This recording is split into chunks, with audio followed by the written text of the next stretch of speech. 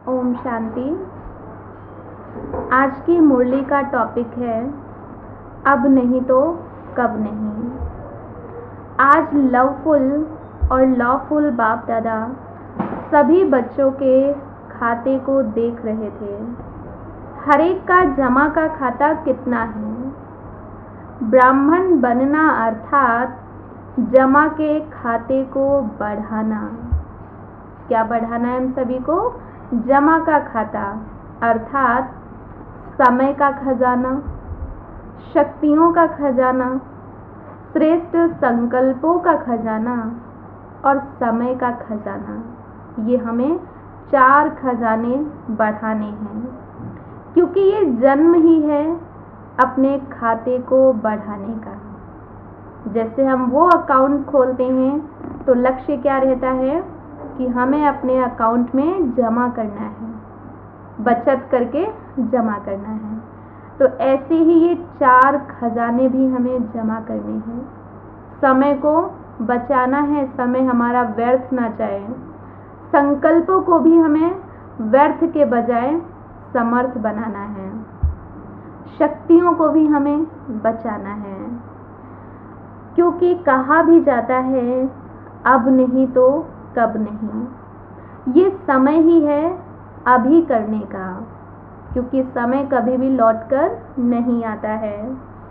आप लोगों का ही स्लोगन है, इसलिए हर आत्मा को श्रेष्ठ कर्म करने के पहले श्रेष्ठ संकल्प करते हुए ये स्लोगन सदा याद रहे। हर कर्म करने से पहले हम सभी को एक श्रेष्ठ संकल्प याद रखना है कि अभी नहीं तो कभी नहीं।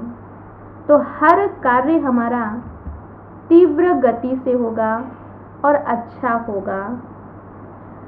अगर ये स्लोगन याद रहे तो उमंग उत्साह भी रहेगा, खुद में भी खुशी होगी और दूसरों में भी हम उमंग उत्साह दे सकेंगे। रूहानी जागृति भी आ जाती है। इस स्लोगन को याद रखने से कितने फायदे हैं। कार्य को हम तीव्र गति से करते हैं, कर्मों को भी हम श्रेष्ठ कर्म करते हैं, उमंग उत्साह रहता है, रूहानी जागृति आ जाती है। ये 4 फायदे हमें इस स्लोगन को याद रखने से होते हैं। कई हैं जो कहते हैं फिर कर लेंगे, देख लेंगे, करना तो है ही, चलना तो है ही, बनना तो है ही, कर लेंगे फिर कभी, अभी तो बहुत समय पड़ा है। कईयों के अंदर ये संकल्प आते हैं। ये साधारण संकल्प पुरुषार्थ को समाप्त कर देते हैं। हम जो पुरुषार्थ करना चाहते हैं वो फिर नहीं कर पाते हैं। इसलिए हमेशा याद रखो, जो करना है अभी करना है। जो भी करना है हमें अभी करना है। इसके लिए कबीरदास जी ने भी कहा है, काल करे सो आज कर, आज करे सो अब। पल में प्रलय होएगी, बाहुरी करेगा कब। तो बाबा ने भी हम सभी बच्चों को ये स्लोगन याद दिलाया है। दुनिया में भी इस स्लोगन को हर कोई जानता है, इस दोहे को हर कोई जानता है। तो सिर्फ जानना नहीं है, उसको अपने जीवन में भी हमें धारण करना है। समय बदलने से कभी शुभ संकल्प भी बदल जाता है। आज हमारे अंदर तो शुभ संकल्प है कि हम ऐसा करेंगे, लेकिन अगर हम ये सोचेंगे कि कल कर लेंगे, परसों कर लेंगे, 1 महीने बाद कर लेंगे, तो ये शुभ संकल्प हमारा बदल जाता है। इसलिए जो भी शुभ संकल्प आता है तुरंत करना है। शुभ कार्य जिस उमंग से करने का सोचा है वो फिर बदल जाता है। इसलिए कहा गया है तुरंत करो। तुरंत दान महापुण्य कहा जाता है। जो भी हम तुरंत करते हैं वो महापुण्य कहलाता है। महादान का फल महान होता है। तुरंत करने से हमें उसका फल भी रिटर्न में महान मिलता है। कई सोचते हैं, संकल्पों में आ जाता है, अच्छा करूँगा, अभी नहीं, थोड़े समय के बाद करूँगा, आज इतना कर लेता हूँ, कल इतना कर लूँगा। ये सब संकल्प साधारण संकल्प हैं। सोचना और करना, इस बीच में अंतर ना हो। सोचा है तो मुझे करना ही है, और इस बीच में भी अंतर ना हो। सोचा आज है और करेंगे 10 दिन के बाद, ऐसा ना हो, क्योंकि इस बीच में माया को चांस मिल जाता है। ये 10 दिन का जो हम बीच में गैप दे रहे हैं, इसमें माया अर्थात बुराइयां अपना चांस ले लेती हैं। तुम बच्चों को समय का भी बहुत ध्यान रखना है। जैसे आज तो सोचते हो कि हम 8 घंटा याद करेंगे, आज हम पुण्य कर्म करेंगे, अच्छे कार्य करेंगे, लेकिन अगर थोड़ा सा भी गैप दिया तो वो फिर 8 घंटे के बजाय 6 घंटे हो जाते हैं, 2 घंटे कम हो गए। तो ये नुकसान हमारा ही है। इसलिए हमेशा याद रखो कि हमारे सोचने और करने में अंतर ना हो। जो सोचा है वही करना है, और जो सोचा है अभी ही करना है। कई कहते हैं 50 अभी कर लेते हैं, 50 फिर कर लेंगे, माना 50% अभी कर लेते हैं और 50% बाद में कर लेंगे। सोचा तो मैंने भी यही था, लेकिन कर इसने लिया। तो जो कर लेता है वो पा लेता है। कहते हैं ना, जो करेगा वो पाएगा। जो सोचते सोचते रह जाते हैं वो फिर त्रेता युग में आ जाते हैं। फर्स्ट डिवीजन पास नहीं होते हैं, वो सेकंड डिवीजन पास होते हैं, जो सोचते सोचते रह जाते हैं। सोचा तो है लेकिन किया नहीं है। यही व्यर्थ संकल्प हैं जो तुरंत नहीं किया। शुभ कार्य शुभ संकल्प के लिए ही गायन है, तुरंत दान महापुण्य। कभी कभी कोई बच्चे बड़ा खेल दिखाते हैं, व्यर्थ संकल्प इतना फोर्स से आते हैं जो कंट्रोल नहीं कर पाते हैं। खुद के अंदर इतना ज़्यादा व्यर्थ आ जाता है, वेस्टेज आ जाता है, जो वो खुद ही नहीं कंट्रोल कर पाते हैं। फिर उस समय कहते हैं क्या करें, हो गया, रोक नहीं सकते, जो आया वो कर लिया। लेकिन व्यर्थ के लिए कंट्रोलिंग पावर चाहिए, और वो पावर हमें कहाँ से मिलेगी? सुप्रीम पावर से। एक समर्थ संकल्प का फल पदम गुणा मिलता है। एक श्रेष्ठ कार्य करोगे, एक श्रेष्ठ संकल्प करोगे, तो उसका फल हमें कई गुना ज़्यादा मिलता है। अगर व्यर्थ संकल्प किया तो उसका भी फिर पदम गुणा मिलता है, लेकिन वो क्या मिलेगा? उदास होना, दिल शिकस्त होना, खुशी गायब होना, चिड़चिड़े होना, ये मिलता है। तो व्यर्थ सोचते हैं उसका फल हमें मिलता है उदासी, निराशा, है ना, दिल शिकस्त, खुशी गायब। पर अगर समर्थ संकल्प करते हैं तो मन हमारा शांत समर्थ बन जाता है।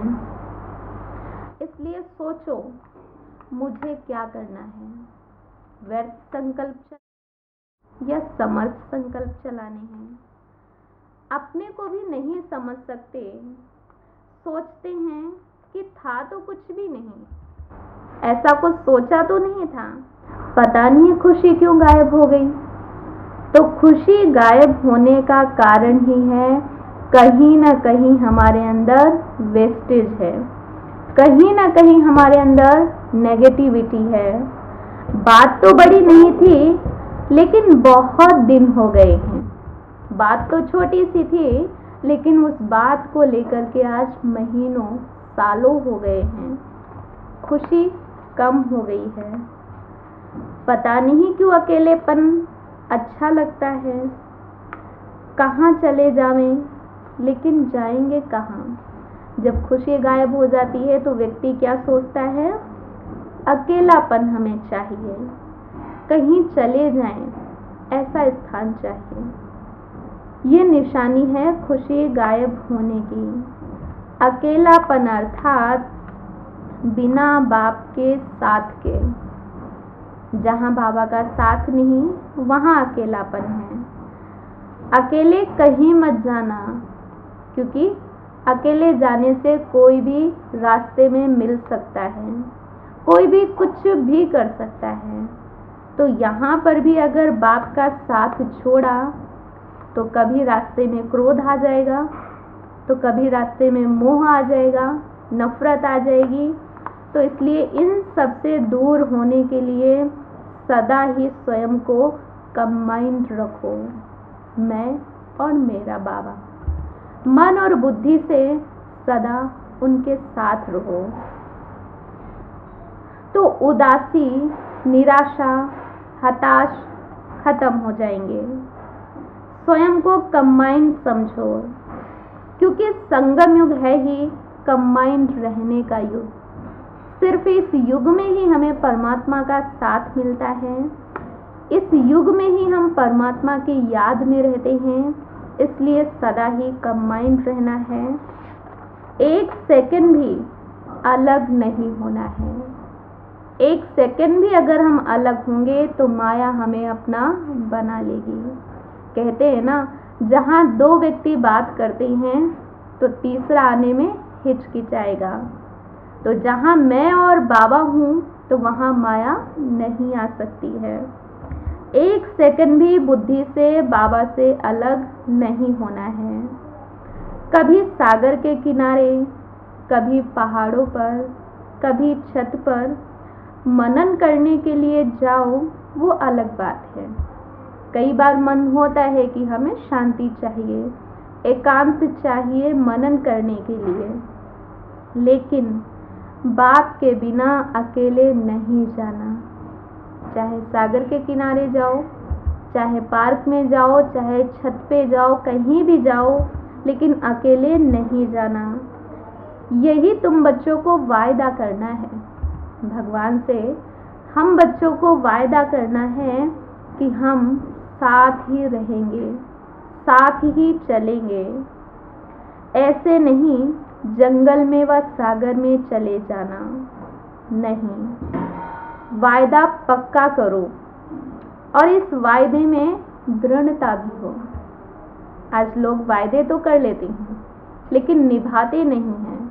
तो बाबा ने कहा, बच्चे वायदा तो करो लेकिन वायदे में दृढ़ता भी हो, क्योंकि जहाँ दृढ़ता है वहाँ सफलता है। दृढ़ता ही सफलता की चाबी है। अगर आपके अंदर दृढ़ता कम होगी तो सफलता भी कम हो जाएगी। तो किसी भी कार्यों में सफलता प्राप्त करने के लिए स्वयं के अंदर दृढ़ता का गुण धारण करो। आज हम देखते हैं श्री कृष्ण को सब प्यार करते हैं, झूले में झूलाते हैं, कहते हैं कृष्ण जैसा बच्चा मिले, कृष्ण जैसा पति मिले। क्यों चाहते हैं?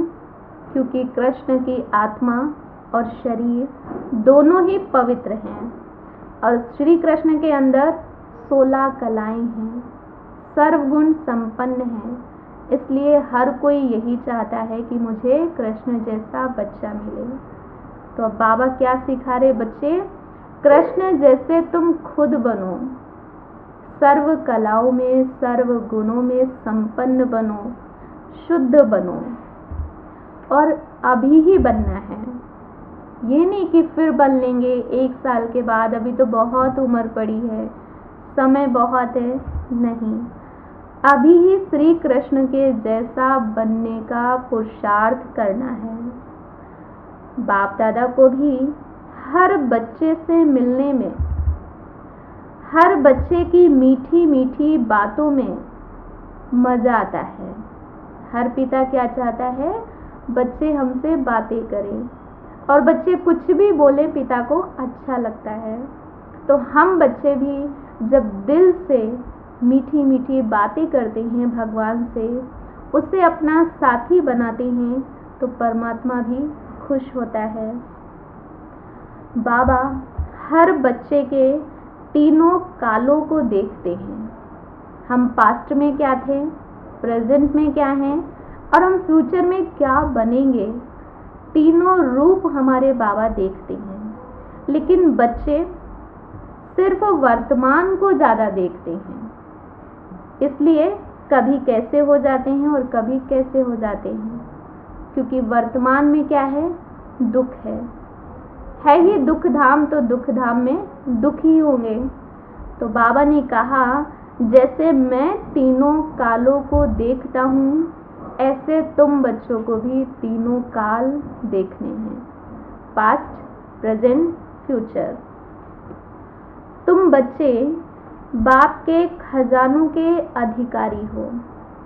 वही खजाने, ज्ञान का खजाना, शक्तियों का खजाना, संकल्पों का खजाना, समय का खजाना, इन सब के अधिकारी हो। इन खजानों को बढ़ाना है, हर एक की विशेषता को ही देखना है। सब में कोई ना कोई विशेषता है, ऐसा कोई है ही नहीं जिसमें कोई विशेषता ना हो। हम सभी कहते हैं ना, वो तो एकदम बेकार है, उसके अंदर कोई अच्छाई नहीं है, बुराइयां ही बुराइयां भरी हैं उसमें। लेकिन ये परमात्मा के महावाक्य हैं कि ऐसा कोई है ही नहीं जिसके अंदर विशेषता ना हो। 99 बुराइयां होंगी, लेकिन एक अच्छाई उसके अंदर जरूर होती है। तो हमें उस अच्छाई को ही देखना है। जैसे एक अंधेरे में एक ही दीपक हो, पूरे कमरे में अंधेरा है और दीपक एक ही हो, तो हमारी नज़र कहाँ जाती है? अंधेरे में नहीं जाती है, उस दीपक पर जाती है। तो 99 बुराइयों के बीच में एक दीपक वो अच्छाई का है, और उस अच्छाई को ही हमें देखना है। अच्छा, सदा तुरंत दान, महापुण्य के श्रेष्ठ संकल्प वाले, सदा कब को अब में परिवर्तन करने वाले, सदा समय के वरदान को जान, वरदानों से झोली भरने वाले, सदा साथी बच्चों को बाप दादा का याद, प्यार और नमस्ते। हम बच्चों की तरफ से बाप दादा को याद, प्यार, गुड मॉर्निंग, नमस्ते बाबा, नमस्ते। आज का वरदान है, मधुरता द्वारा बाप की समीपता का साक्षात्कार कराने वाले महान आत्मा भव। मधुरता द्वारा बाप की समीपता का साक्षात्कार कराने वाले महान आत्मा भव। मधुरता एक ऐसा दिव्य गुण है जिससे हम लोगों के भी समीप जाते हैं और परमात्मा के भी समीप जाते हैं। हमारी मीठी मीठी बातें, हमारी मीठी सोच, हमारे मीठे कर्म परमात्मा के समीप लाते हैं। जिन बच्चों के संकल्प में भी मधुरता है, बोल में भी मधुरता है, कर्म में भी मधुरता है, वही बाप के समीप हैं। संकल्प, बोल और कर्म, तीनों में मधुरता है, तो वो बच्चे बाबा के समीप हैं। इसलिए बाबा भी उन्हें रोज कहते हैं। मुरली की शुरुआत में सबसे पहले रोज बाबा क्या कहते हैं? मीठे मीठे बच्चे। फिर बच्चे भी रिस्पॉन्ड देते हैं, मीठे मीठे बाबा।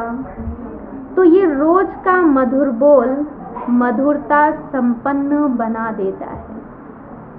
मधुर बनना है, मधुर सोचना है, मधुर बोलना है और मधुर कर्म करने हैं। स्लोगन है आज का, कोई भी कार्य डबल लाइट बनकर करो तो मनोरंजन का अनुभव करेंगे।